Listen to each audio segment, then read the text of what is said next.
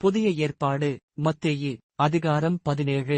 6 நாளைக்குப் பின்பு இயேசு பேதுருவையும் யாக்கோபையும் அவனுடைய சகோதரனாகிய யோவானையும் கூட்டிக் கொண்டு தனித்திருக்கும்படி உயர்ந்த மலையின் மேல் போய் அவர்களுக்கு முன்பாக மறுரூபமானார். அவர் முகம் சூரியனைப் போல பிரகாசித்தது.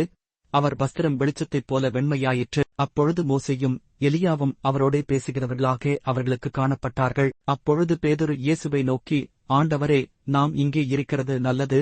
உமக்குச் சித்தமானால் இங்கே உமக்கு ஒரு கூடாரமும் மோசேக்கு ஒரு கூடாரமும் எலியாவுக்கு ஒரு கூடாரமுமாக 3 கூடாரங்களைப் போடுவோம் என்றான். அவன் பேசுகையில், இதோ ஒளியுள்ள ஒரு மேகம் அவர்கள் மேல் நிழலிட்டது. இவர் என்னுடைய நேசகுமாரன், இவரில் பிரியமாயிருக்கிறேன், இவருக்குச் செவிகொடுங்கள் என்று அந்த மேகத்திலிருந்து ஒரு சத்தம் உண்டாயிற்று. சீஷர்கள் அதைக் கேட்டு முகங்குப்புற விழுந்து மிகவும் பயந்தார்கள். அப்பொழுது இயேசு வந்து அவர்களைத் தொட்டு, எழுந்திருங்கள், பயப்படாதேயுங்கள் என்றார். அவர்கள் தங்கள் கண்களை ஏறெடுத்துப் பார்க்கையில் இயேசுவைத் தவிர வேறொருவரையும் காணவில்லை. அவர்கள் மலையிலிருந்து இறங்குகிற போது இயேசு அவர்களை நோக்கி, மனுஷகுமாரன் மரித்தோரிலிருந்து எழுந்திருக்கும் வரைக்கும் இந்த தரிசனத்தை ஒருவருக்கும் சொல்ல வேண்டாம் என்று கட்டளையிட்டார். அப்பொழுது அவருடைய சீஷர்கள் அவரை நோக்கி, அப்படியானால் எலியா முந்தி வரவேண்டுமென்று வேதபாரகர் சொல்லுகிறார்களே, அதுபடி என்று கேட்டார்கள். இயேசு அவர்களுக்கு பிரதியுத்தரமாக, எலியா முந்தி வந்து எல்லாவற்றையும் சீர்படுத்துவது மெய்தான்.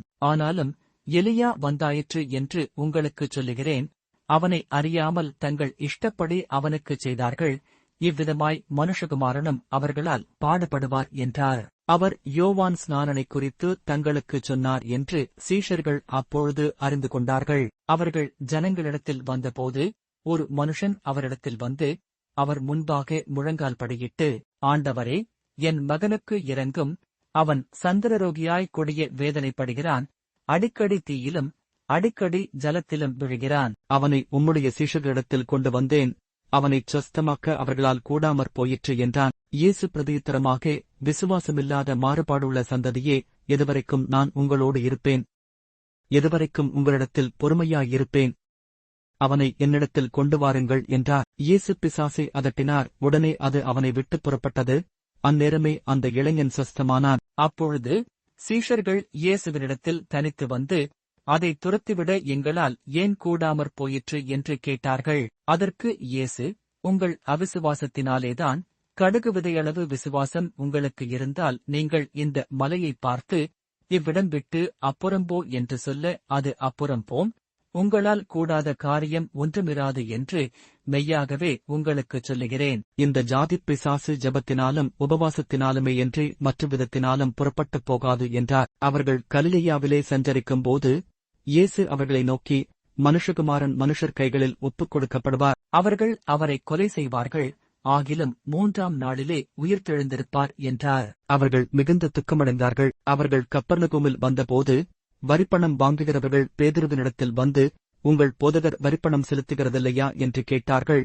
செலுத்துகிறார் என்றான். அவன் வீட்டிற்குள் வந்தபோது அவன் பேசுகிறதற்கு முன்னமே இயேசு அவனை நோக்கி, சீமோனே, உனக்கு எப்படித் தோன்றுகிறது? பூமியின் ராஜாக்கள் தீர்வையையும் வரியையும் தங்கள் பிள்ளைகளிடத்திலோ அந்நியரிடத்திலோ யாரிடத்தில் வாங்குகிறார்கள் என்று கேட்டார். அதற்கு பேதுரு, அந்நியரிடத்தில் வாங்குகிறார்கள் என்றான். இயேசு அவனை நோக்கி, அப்படியானால் பிள்ளைகள் அதை செலுத்த வேண்டுவதில்லையே. ஆகிலும் நாம் அவர்களுக்கு இடரலாயிராதபடிக்கு நீ கடலுக்குப் போய் தூண்டில் போட்டு முதலாவது அகப்படுகிற மீனைப் பிடித்து அதன் வாயைத் திறந்து பார். ஒரு வெள்ளிப்பணத்தைக் காண்பாய். அதை எடுத்து எனக்காகவும் உனக்காகவும் அவர்களிடத்தில் கொடு என்றார்.